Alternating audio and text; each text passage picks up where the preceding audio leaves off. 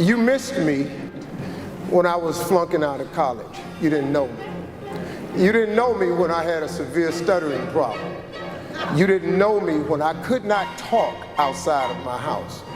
You didn't know that when I went to the store, I couldn't say it. When I went to school, I couldn't talk. You didn't know I was teased beyond belief because of this severe stuttering problem until I was 15.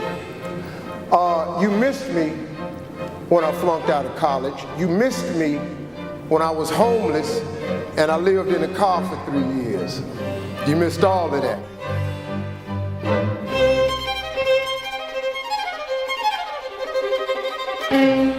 I was born in Miami, Florida, in an area called Liberty City, in an abandoned building on a hard linoleum floor with my twin brother.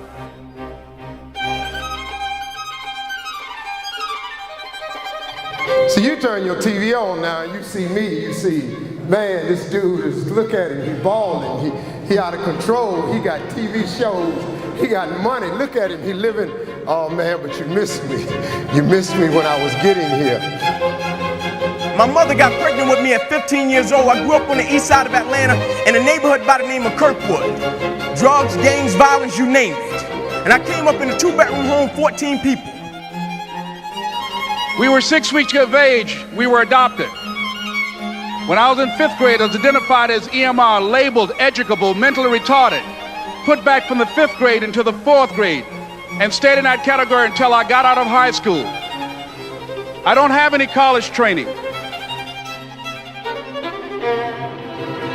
And I used to sleep on the floor. My grandmother, Miss Daisy Johnson, she used to come to us and she would say, one night out of the week, you all get the opportunity to sleep in the bed. There was 5 more of my cousins in the bed, and so we slept 3 to the foot and 3 at the head. It was hard when just over 3 years ago, in the Penobscot building in Detroit, Michigan, where I was operating my business, and I fell on some hard times, and I was sleeping in my office.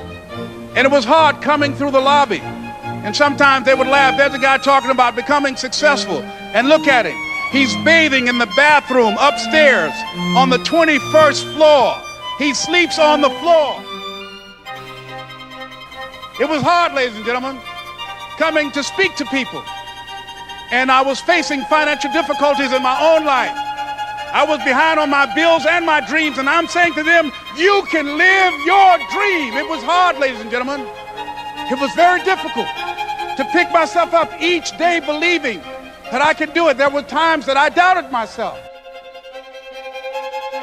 And so as a kid, pretty quick, I had to make a decision of what I wanted to do with my life, because in that same house, I had 8 uncles, all 8 of which are still going in and out of prison till this day because they sold drugs and they were in gangs. And so I saw them selling drugs, but I also saw the outcome. And so I said, I'm not selling drugs. I'm not joining a gang because I see where that road leads to.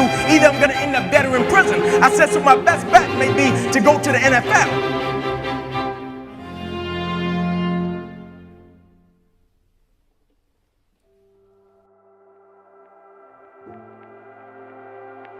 I said, God, why is this happening to me?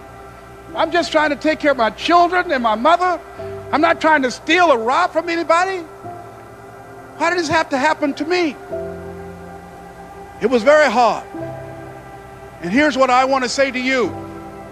For those of you that have experienced some hardships, don't give up on your dream.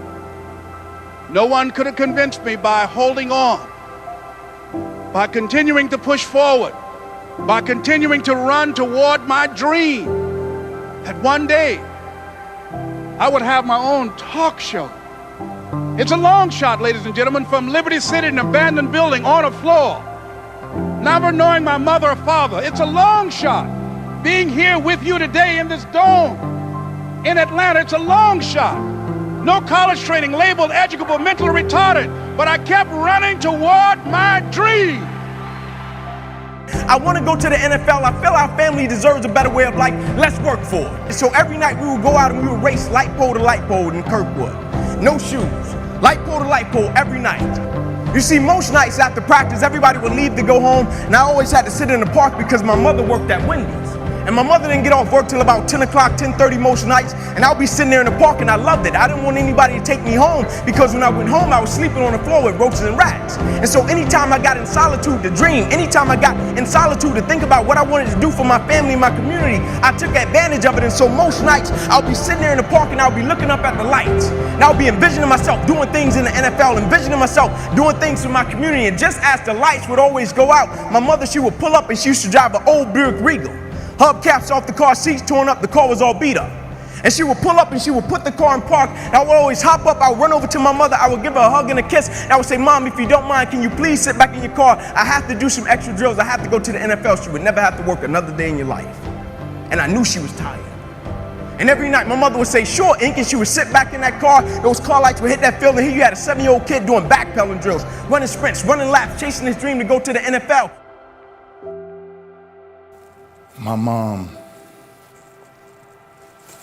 for years, from the time I was 4, 5, 6, 7, 8, 9, 10, 11, 12, 13,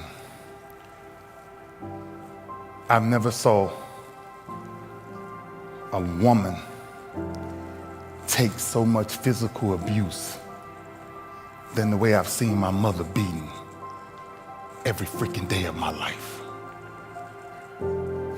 And I'm helping her, but I can't help her because I'm not strong enough.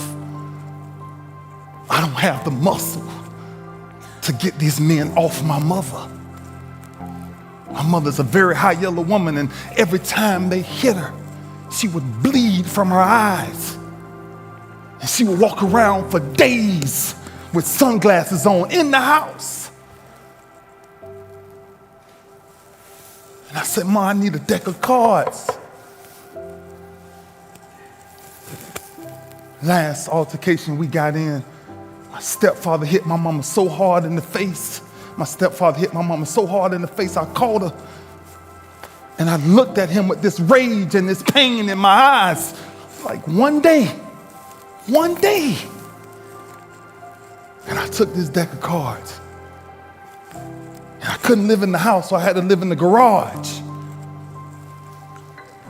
And after this last altercation we had with this guy, I ran to my garage and I grabbed this deck of cards and I flipped a 7 and I started doing 7 push-ups. I flipped a 6, I did 6. I flipped a 9, I did 9. I flipped a 2, I did 2. I flipped another 9, I did 9 until I got all the way through the deck. Jack, Queen, King worked 10. Jack, Aces, 25s, and Jokers, 50. Until I got sick and tired of what pain felt like in my gut. It didn't even matter to me no more because I started shuffling them all over again, and that's when I started doing my sit-ups. Because I wanted to make sure sports wasn't the reason why I started training. It was to make sure a man never put his hands on my mama again. That's why I started doing what I started doing. Sports was a byproduct of what people started to see. It was the behind the scenes that was driving me crazy.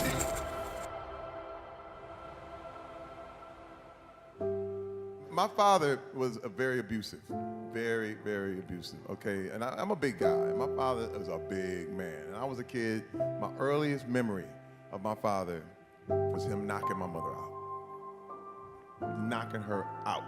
And I felt so helpless when I was a kid that I said, I will never be that helpless, ever. So I said, I gotta get strong.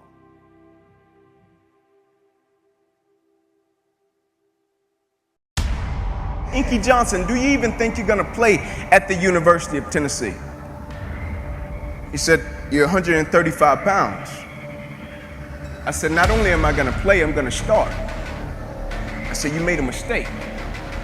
I said, see, what you don't understand, and this is what most people do, they base judgment off of what they can see. But what they don't understand, the moments that make you who you are, the moments that they can't see. You see, anybody can be on their best behavior when somebody is standing over their shoulder, watching them, seeing if they're gonna do what they're supposed to do. But what they're reporting and see, you see, he could see I came from Crim High School. He could see I was 135 pounds. He could see I was 5'9". He could see all of the stats. He could see all of that. But what he never saw was when I was in the park with my mother when I was 7 years old. She was sitting in that Buick Regal at 10:30 at night.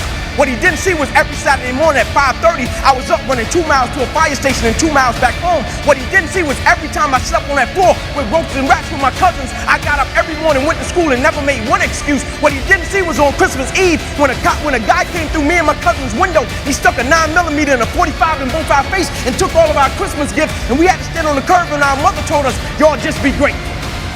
He didn't see that. And those were the moments that made me who I am. And so now his opinion didn't matter. His opinion would never become my reality.